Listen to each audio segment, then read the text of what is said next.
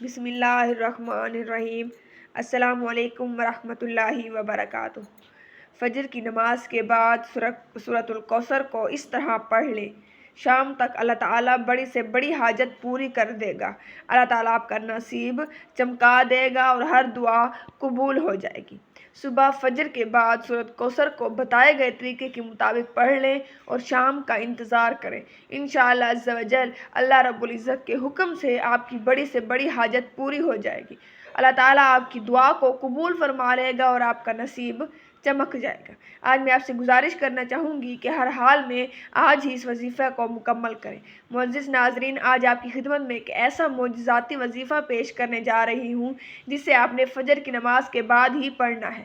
ویسے تو بہت سارے وظائف ہوتے ہیں جنہیں آپ مغرب کی نماز کے بعد بھی پڑھ سکتے ہیں، عصر کی نماز کے بعد بھی پڑھ سکتے ہیں، لیکن یہ ایک ایسا خوبصورت وظیفہ ہے جو کہ حاجات کی قبولی کے حوالے سے یا رزق میں برکت کے حوالے سے صرف اور صرف بزرگان دین اسے فجر کی نماز کے بعد ہی پڑھنے کا کہتے ہیں۔ چونکہ یہ وظیفہ انتہائی آسان ہے، لیکن اس کی سب سے خوبصورت بات یہ ہے کہ یہ وظیفہ پڑھنے میں مختصر، لیکن اس کی عظمت اور فضیلت کے بارے میں کیا ہی کہنے ہیں۔ یعنی اس کی عظمت اور فضیلت بہت ہی زیادہ ہے اور وظیفہ بہت چھوٹا سا ہے۔ ناظرین، آج کا ہمارا وظیفہ قرآن پاک کی عظیم سورۃ مبارک جو کہ قرآن پاک کے 23ویں پارے میں موجود ہے، جس کا نام سورۃ کوثر ہے، اس کا بڑا ہی مختصر سا یہ وظیفہ ہے۔ سورۃ الکوثر ایک ایسی واحد سورۃ مبارکہ ہے جو کہ ہر شخص، بوڑھے بچے کو یہ سورۃ مبارکہ زبانی یاد ہے۔ یہ بہت ہی چھوٹی سی سورت ہے، مختصر سا یہ وظیفہ ہے، مگر اس کی عظمت اور فضیلت بہت زیادہ ہے۔ پیارے ناظرین، آج آپ کی خدمت میں سورۃ الکوثر کا ایک ایسا خوبصورت وظیفہ لے کر حاضر ہوئی ہوں۔ فجر کی نماز کے بعد اگر آپ سورۃ الکوثر کو بتائے ہوئے طریقہ کے مطابق پڑھتے ہیں تو یقین کریں کہ آپ شام ہونے کا انتظار کریں۔ انشاءاللہ عز و جل آپ کی مراد پوری ہو جائے گی۔ آپ کی جو حاجت ہوگی شام ہونے تک آپ کی حاجت پوری ہو جائے گی، اللہ رب العزت کی بارگاہ میں قبول و منظور ہو جائے گی، آپ کی دعا قبول ہو جائے گی۔ اگر آپ کی حاجات شام تک پوری نہیں ہوتی تو یہ ہو ہی نہیں سکتا کہ آپ کی دعا قبول نہ ہو یا آپ کی حاجت پوری نہ ہو۔ آپ کو محسوس ہو کہ ابھی ہماری حاجت پوری نہیں ہوئی تو آپ کی یہ دعا اللہ تعالیٰ کی بارگاہ میں قبول ہونے والی ہے۔ آپ انتظار کریں، اللہ تعالیٰ پر یقین رکھیں، اللہ تعالیٰ پر بھروسہ رکھیں۔ انشاءاللہ عز و جل اللہ تعالیٰ آپ کی جائز حاجت کو پورا کرے گا، آپ کی دعا کو بھی قبول فرما لے گا۔ آج کے وظیفے کی جانب چلنے سے پہلے آپ کو مختصر اہم بات بتانا چاہتی ہوں کہ سورۃ الکوثر سے متعلق حدیث مبارکہ میں حکم آیا ہے۔ ترمذی شریف سے روایت ہے کہ جناب محترم سرور کونین حضرت محمد مصطفیٰ صلی اللہ علیہ وآلہ وسلم ایک مرتبہ صحابہ کرام کے مجمع میں بیٹھے ہوئے تھے۔ آپ صلی اللہ علیہ وآلہ وسلم پر اچانک سے غشی طاری ہوئی اور آپ صلی اللہ علیہ وسلم نیم بے ہوشی کی حالت میں تھے۔ کچھ دیر بعد صحابہ نے آپ سے عرض کی تو آپ صلی اللہ علیہ وآلہ وسلم مسکرانے لگے اور فرمانے لگے، اللہ تعالیٰ کی طرف سے میرے اوپر ایک خاص کرم ہو گیا ہے۔ اللہ تعالیٰ نے مجھ پر 3 آیات کی ایک بہت ہی خوبصورت اور طاقتور صورت نازل فرمائی ہے کہ جس میں میری امت کے لیے آب کوثر میرے ہی ہاتھوں سے پلانے کی بشارت ہوئی ہے۔ سبحان اللہ۔ اسی طرح ناظرین، سورۃ الکوثر کے متعلق بہت ساری حدیث مبارکہ ہیں جسے سن کر آپ کی عقل دنگ رہ جائے گی کہ یہ چھوٹی سی سورۃ مبارکہ لیکن اس کے فوائد کتنے ہی زیادہ ہیں۔ سورۃ الکوثر رزق میں اضافے کے لیے بھی بہت زیادہ پڑھی جاتی ہے۔ ایسے لوگ جو کہ بے روزگار ہیں یا جن کے گھر میں بے برکتی ہے، برکت نہیں ہے، وہ لوگ یہ چاہتے ہیں کہ ان کے رزق میں برکت ہو جائے، یا ایسے بہن بھائی جن کے اوپر قرضہ ہے، ان کو چاہیے کہ وہ روزانہ کی بنیاد پر سورۃ الکوثر کو اپنی زندگی کا حصہ بنا لیں۔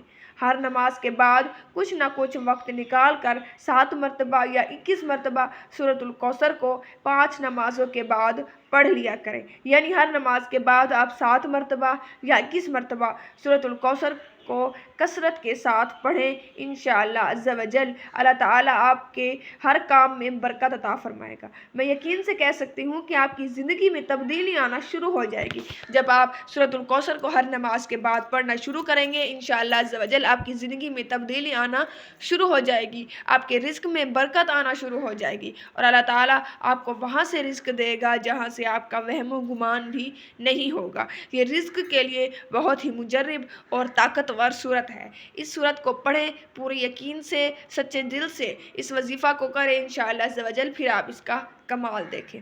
नाज़रीन, आज के खूबसूरत वजीफ़ा की जानिब चलते हैं। आज का वजीफ़ा ऐसा खूबसूरत वजीफ़ा है जिसे आपने फ़जर की नमाज़ के बाद पढ़ना है।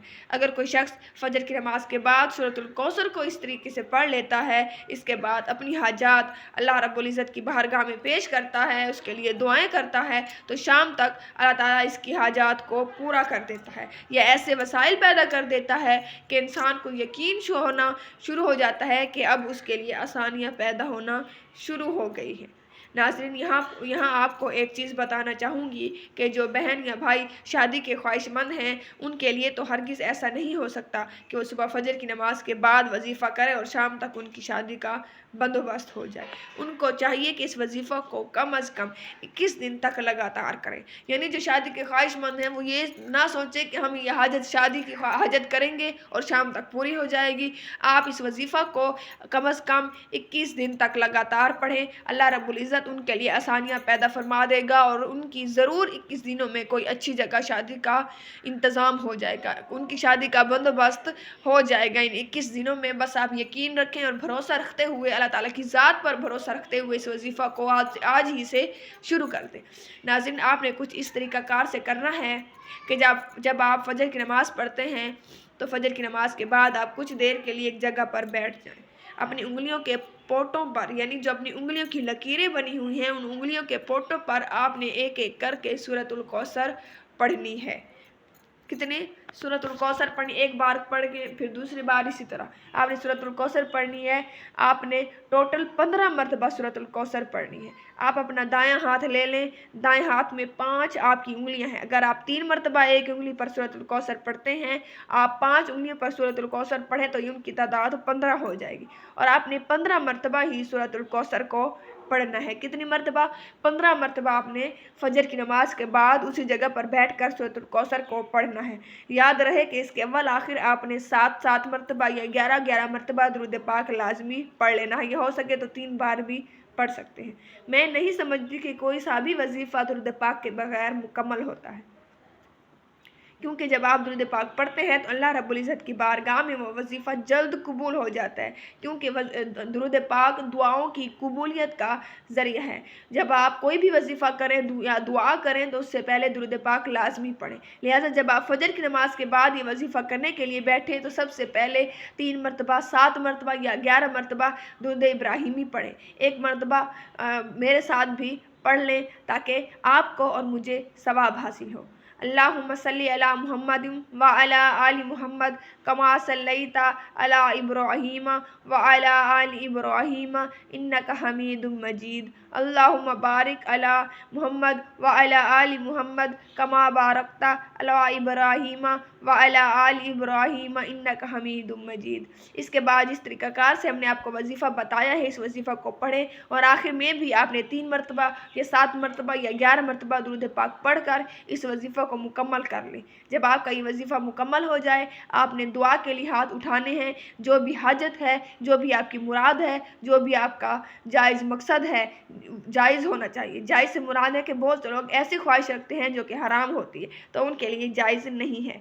जैसे कि मियाँ बीवी में लड़ाई कराना या किसी को नुकसान पहुँचाने की नीयत से वजीफ़ा करना, फिर अल्लाह रब्बुल इज़्ज़त वो सारी जो तकलीफ़ें किसी दूसरे के लिए मांग रहा होता है, अल्लाह ताला उसकी किस्मत में लिख देता है। मैं समझती हूँ कि इन वज़ाइफ़ का कभी भी गलत इस्तेमाल नहीं करना चाहिए। जो लोग इन वज़ाइफ़ पर यकीन रखते हैं, सच्चे दिल के साथ कोई वजीफ़ा करते हैं, तो अल्लाह रब्बुल इज़्ज़त उनके लिए ज़रूर कामयाबियाँ लिख देता है। हम में से देखा गया है कि बहुत सारे अक्सर बहन भाई हैं जो फ़जर की नमाज नहीं पढ़ते। मैं उनसे कहना चाहती हूँ कि अगर आप अपने रिज़्क में बरकत पैदा करना चाहते हैं और चाहते हैं कि अल्लाह रब्बुल इज़्ज़त आपकी हाजात कबूल करे, आपकी ज़िंदगी में आसानियाँ पैदा करे, तो आपको चाहिए कि आप फ़जर की नमाज की पाबंदी करें। आप एहतमाम करें कि 5 वक्त नमाज आप लाजमी पढ़ें, क्योंकि आखिरत में सबसे पहले नमाज का ही सवाल होगा। यह आप पर नमाज फ़र्ज़ है और आखिरत में इसका सवाल सबसे पहले होगा। आप लाजमी फ़जर की नमाज अदा करें या हर नमाज अदा करें, यानी 5 वक्त की नमाज अदा करें और अल्लाह रब्बुल इज़्ज़त की बारगाह में दुआ करें। अल्लाह ताला इंशाअल्लाह अज़्ज़ व जल आपकी दुआ को कबूल फरमा लेगा, आपकी जायज़ हाजातों को भी पूरा फरमा लेगा। अल्लाह ताला की बारगाह में दुआ है कि अल्लाह رب العزت ہم سب کو 5 وقت کی نماز پڑھنے کی توفیق عطا فرمائے اور زیادہ سے زیادہ نیکیاں کرنے کی توفیق عطا فرمائے، آمین یا رب العالمین۔ ناظرین، کوئی بھی وظیفہ اس وقت تک پورا نہیں ہوتا جب تک ہم 5 وقت کی نماز ادا نہ کریں، کیونکہ سب سے جو ضروری اور سب سے جو پہلا سوال آخرت میں ہونا ہے وہ نماز کا ہے۔